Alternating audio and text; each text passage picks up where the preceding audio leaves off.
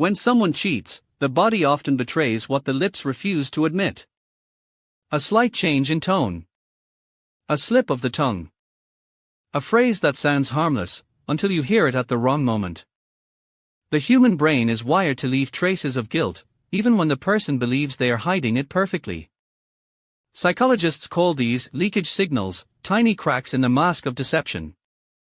And one of the most chilling signs shows up in the way a woman speaks when she's secretly sleeping with another man. Not in a confession, not in an argument, but in casual words you might brush off, thinking they mean nothing. Yet beneath them lies the echo of betrayal. Words that aren't just conversation, but subconscious fingerprints of infidelity. Once you hear them, you can't unhear them. Because the truth isn't only hidden in what people do, it's hiding in what they say. And tonight, we're going to uncover the disturbing psychology behind the phrases a cheating woman can't help but repeat. The psychology of hidden speech. Human beings are not as good at lying as we think. Their mind carries guilt like a shadow, and when someone cheats, that shadow follows them into every conversation. You might think lies are built with big, dramatic statements, but the real giveaways are small. They live in half sentences, in casual remarks, in the way certain words appear again and again. Psychologists have studied this for decades, and the results are chilling. Deception leaks through language. When a person is hiding something as heavy as infidelity, the brain works overtime to keep the secret. But the brain is not perfect. It slips. Words fall out that don't match the mask. Linguistic analysis, what experts call forensic linguistics, has shown that liars often change the way they speak without realizing it. They may shorten their sentences, avoid I statements, or throw in unnecessary details as if trying too hard to be believable. But when it comes to relationships, these leaks cut deeper. A woman who is secretly involved with another man may sound perfectly normal, yet the unconscious weight of betrayal changes her rhythm. For example, instead of speaking directly, she might become vague. She'll say, "I'm just busy," instead of giving a clear reason.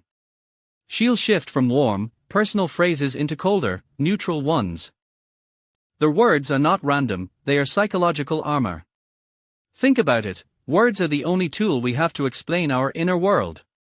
When that world is conflicted, torn between loyalty and desire, the cracks appear. This is why cheating rarely stays hidden forever. The language changes before the confession ever comes. Even more disturbing, these changes are not always deliberate. They are often automatic. Imagine someone trying to hold a beach ball underwater. No matter how strong they are, the ball keeps pushing back to the surface. The truth works the same way. The harder the mind tries to bury it, the more it leaks through. And the easiest way it leaks is through speech. Researchers have also found something fascinating. People who are lying tend to distance themselves from the act. Instead of saying, "I was at dinner," a cheating partner might say, "We grabbed food," or "It was just something." Notice the shift. The language avoids clarity. It avoids ownership.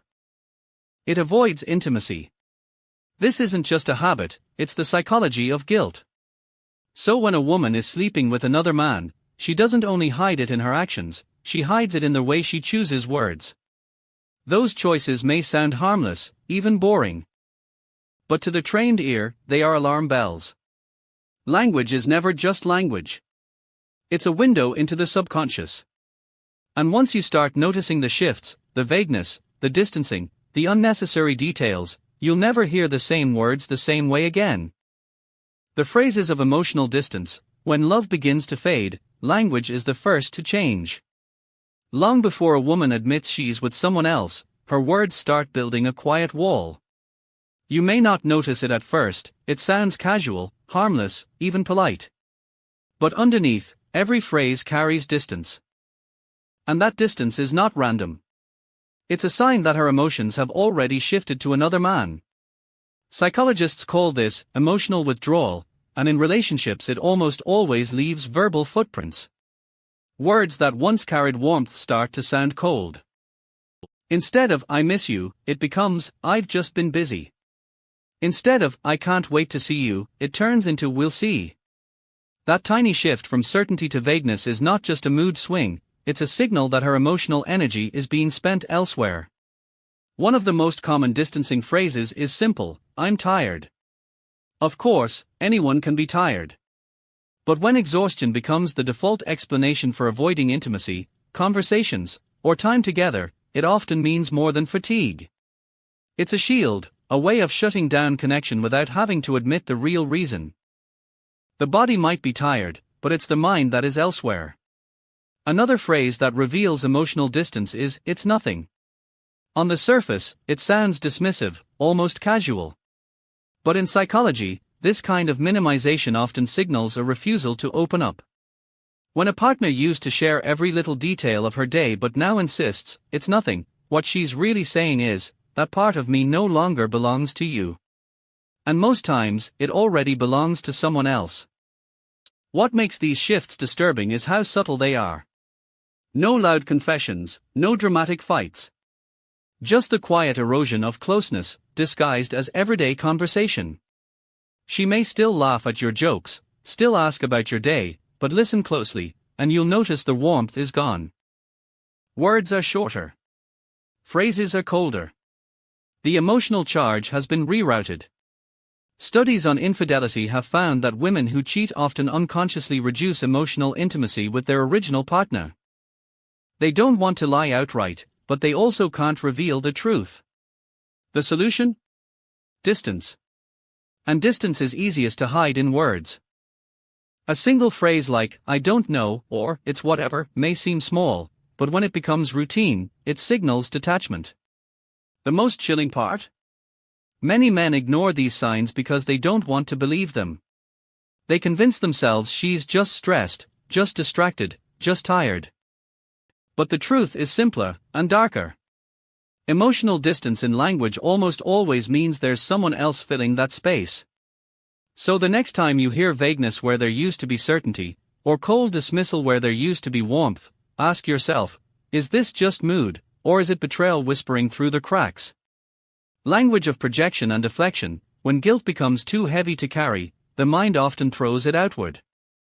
Instead of admitting the truth, a cheating partner begins to accuse, deflect, or twist conversations in ways that protect their secret. This is not random, it's a defense mechanism deeply rooted in psychology. And once you recognize the patterns, they are impossible to ignore. Projection is one of the most common tools. A woman who is secretly sleeping with another man might suddenly accuse you of being unfaithful. She might say things like, "You've been acting different," or, "Are you hiding something from me?" These phrases sound like suspicion, but in reality, they are mirrors. She's projecting her own behavior onto you, hoping to shift the spotlight away from her. Psychologists describe this as a way to relieve guilt. If she can convince herself, or you, that you're the unfaithful one, it dulls the sting of her own betrayal. It's a subconscious attempt to balance the scales. But the irony is, these accusations often appear out of nowhere, without evidence.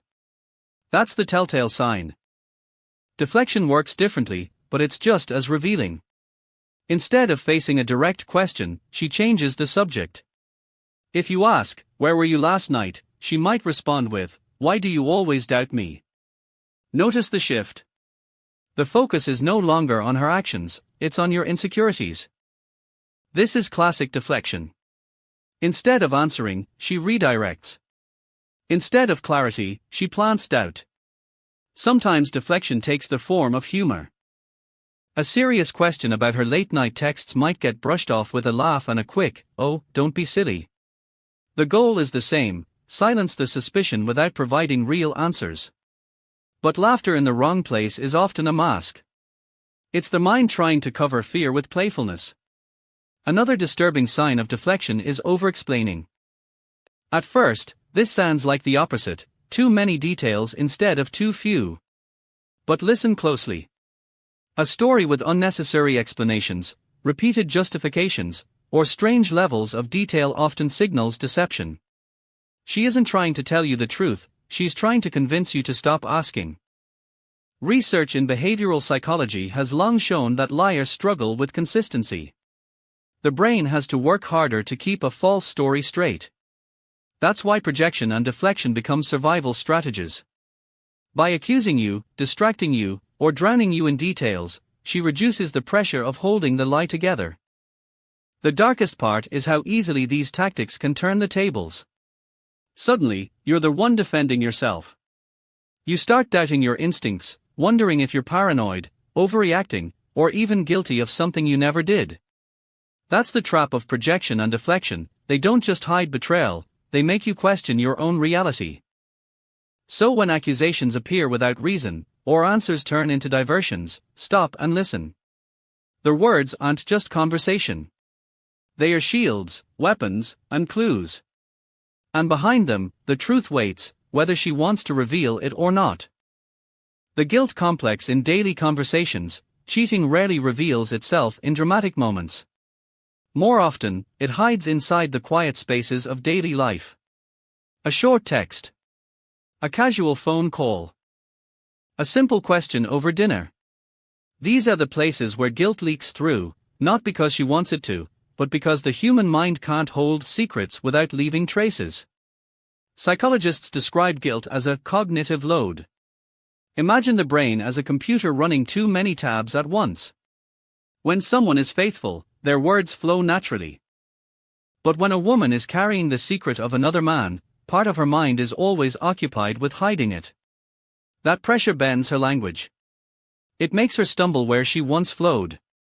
It makes her avoid where she once engaged. Take texting, for example. At the beginning of a relationship, texts are often warm, full of emojis, long replies, inside jokes. But when guilt creeps in, the tone shifts.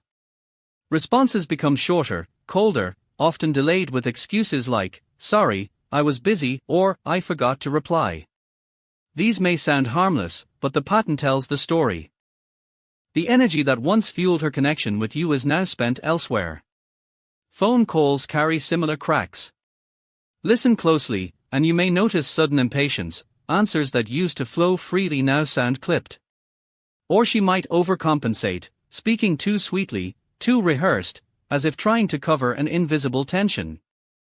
That imbalance, the swing between coldness and forced warmth, is one of the strongest signs of guilty psychology at work.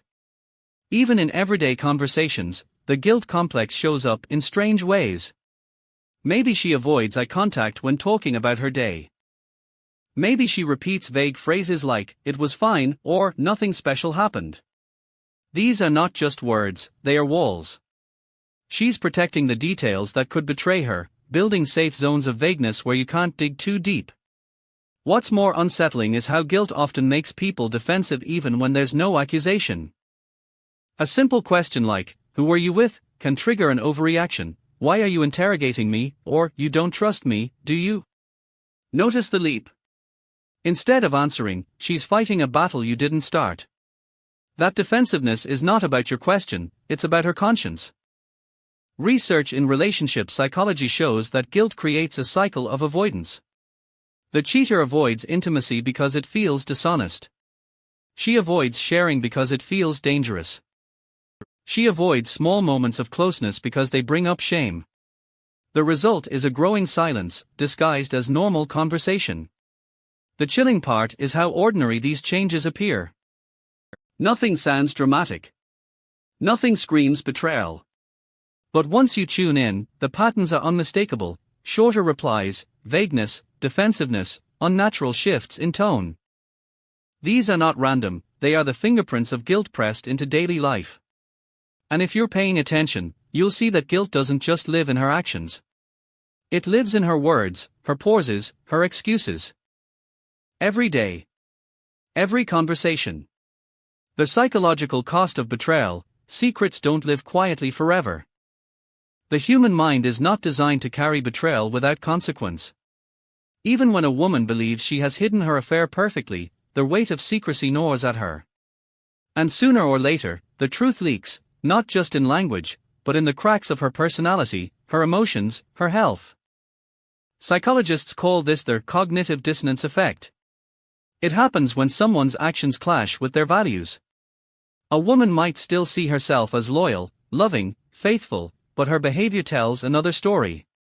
That clash creates inner conflict, and the brain scrambles to resolve it. Sometimes it does this by changing the story: "I deserve to be happy," or "My partner doesn't give me what I need." Other times it shows up in stress, anxiety, irritability. She isn't just hiding the truth from you, she's hiding it from herself. The cost is also emotional. Carrying betrayal creates distance, not just from you, but from her own feelings. Many cheaters numb themselves to cope. That's why their language sounds colder, why their laughter feels forced, why their words lose depth. It isn't only you losing her, it's her losing pieces of herself. Research on infidelity has shown that guilt can manifest in subtle self-sabotage. A partner who cheats may become careless with excuses, sloppy with lies, almost inviting discovery. Why? Because the pressure of secrecy is unbearable. Psychologists describe this as a subconscious desire to confess, even when the conscious mind still fights to keep the secret. The truth wants to be known. The cost also extends to the relationship itself. Betrayal corrodes trust like acid. Even if she never admits the affair, the emotional damage is already planted. The distance, the projection, the deflection, these tactics leave scars. A partner who has been lied to begins to doubt not only the other person, but their own judgment. And that self-doubt can last far longer than the betrayal itself. But perhaps the darkest cost is the way betrayal changes the betrayer. Studies show that people who repeatedly cheat become more skilled liars, but less emotionally whole. Each deception requires the mind to bend itself further, to justify, to numb, to detach. Over time, the mask becomes heavier than the truth. This is why so many affairs eventually collapse under their own weight. The words change. The tone shifts. The guilt spills into daily life until it can't be hidden anymore. And when the mask finally cracks, the revelation is rarely a surprise, it's just the confirmation of what the language had already been whispering all along. So when we talk about cheating, we're not just talking about broken promises. We're talking about a psychological cost that eats at the liar, poisons the relationship, and leaves lasting marks on the one who trusted. Betrayal is not just an action. It's a weight. And in the end, no matter how carefully someone hides it, that weight always finds a way to show itself.